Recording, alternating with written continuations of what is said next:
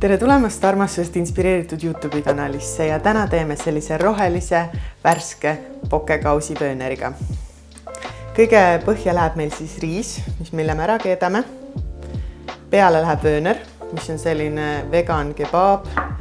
Siis värskeks tuleb meil hernes, kurk, avokaado, brokkoli ja salat. Ja kõige peale kasutame armastusest inspireerituna e-poest seemneid. Hakkame aga pihta. Kõigepealt siis keedame riisi 10–15 minutiks.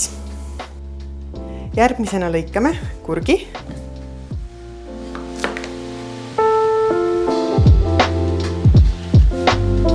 Järgmisena lisame avokaado.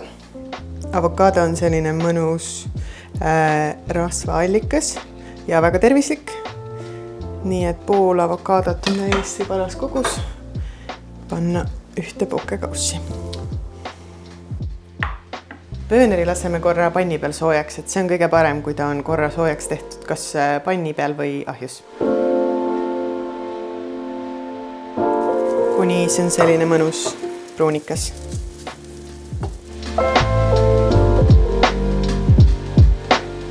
Riis on valmis. Herned ja brokkoli keetsin ka ära 3–5 minutit. Ja aeg on hakata siis oma värskidesse see peale panema. Kõigepealt lisame mõned salatilehed.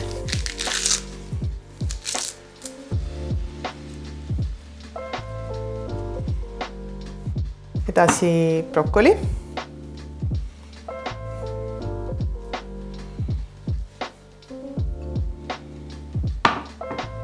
Mõned herned.